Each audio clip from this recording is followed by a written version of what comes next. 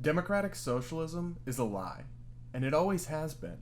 Time and time again, from the Soviet Union to Venezuela, we see that where socialism takes root, dictatorship and communism quickly come to uproot free societies and democracy.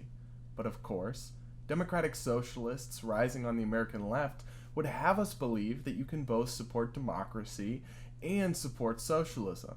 This is what they call democratic socialism. The idea that a free people can willingly choose to have a state-run economy but maintain political freedom and democracy. Yet this isn't true, and we just got an ugly reminder by the way that the Democratic Socialists of America responded to the ongoing fight for freedom in Cuba. Let's break it down.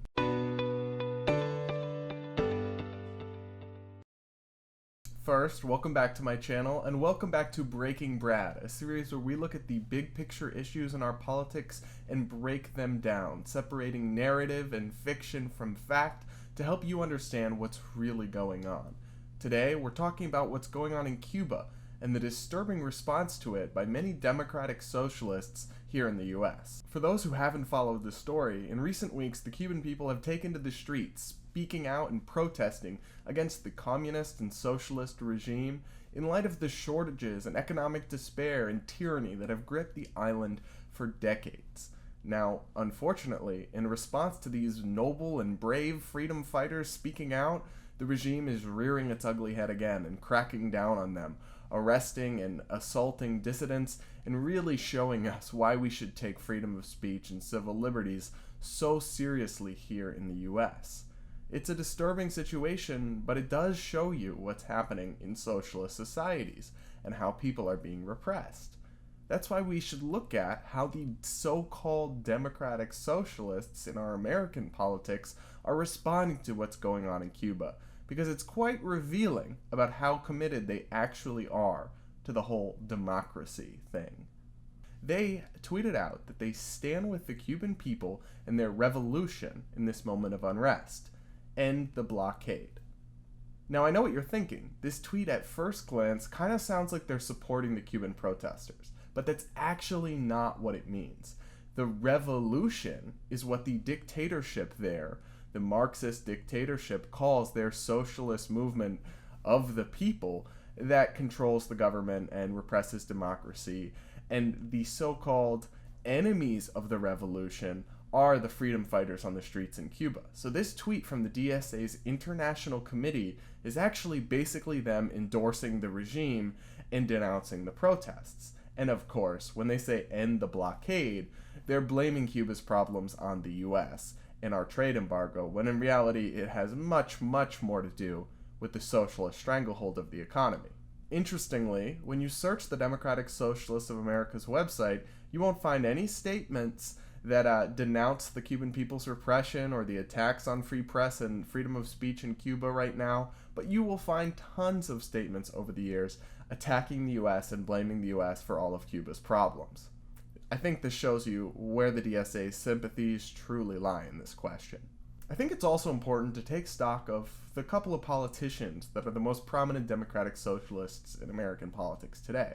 So, actually to their credit, both Bernie Sanders and Representative Alexandria Ocasio-Cortez have put out statements or tweets in one way or another condemning the violations of freedom of speech and civil liberties that the regime in Cuba is currently engaging in. I give them credit for that. They are, more or less, standing up for small d democratic values and principles. However, I will note that none of their statements include any acknowledgement of the fact that socialism and Marxism are what's causing these problems in Cuba and what the regime is oppressing people to supposedly achieve, but hey, I give Bernie and AOC a little bit of credit for denouncing the oppression.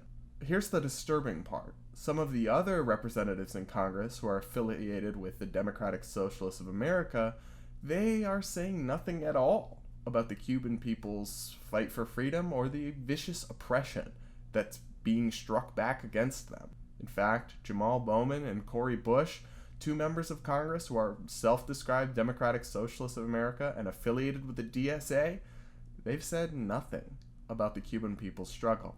And their silence speaks volumes. The truth is, the Cuban struggle, it really poses a difficult problem for so-called democratic socialists. They want to claim, because otherwise everyone would think they're crazy, that they do support political freedoms, basic freedom of speech, democratically controlled governments, elections, and that sort of thing.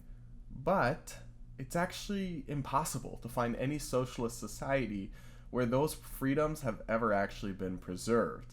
In order to seize control of the economy, confiscate people's wealth, and redistribute it all according to the whims of the socialist uprising, you have to have an authoritarian government, and you have to be willing to discard people's rights by the wayside. So the democratic socialists today, they find themselves in a tricky spot. They look at Cuba and they see the socialist economic system they love, yet they have to acknowledge, if they're going to acknowledge reality that is, that it's been accompanied by oppression and suppression of the freedom of speech and all these other things they say they do support. And that's the fundamental flaw with their ideology. It's incoherent, and in reality it cannot exist. So the DSA just went full dictator, and we all need to acknowledge them for the authoritarians that they are. But the lesson here is actually broader. The truth is that socialism and democracy, in the sense of political freedom, the two cannot coexist. Nobel Prize-winning economist Milton Friedman famously explained this and wrote about it. What he pointed out was that when political power also controls economic power, and the people are dependent on the government for food, for their livelihoods, for keeping their children with a roof over their head, it becomes very easy for governments to oppress people and suppress them. Concentrated power is really ultimately what leads to repression. And socialism is all about concentrated power, while true free market capitalism is about its dispersal. And that's why the Democratic Socialists of America just can't bring themselves to condemn the Cuban regime, as horrible and as oppressive as it may be.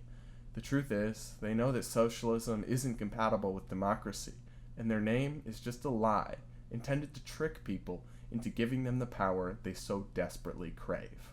Thanks for watching this video, guys, and let me know in the comments below what you think of the Democratic Socialists of America and their response to what's going on in Cuba right now. Do you think democracy and socialism can coexist? Am I totally wrong? Let me know. And like this video, make sure you're subscribed and click the bell notifications button so you actually see my content. I don't trust the algorithm gods, and frankly, neither should you. And with that, I'll see you all in the next video.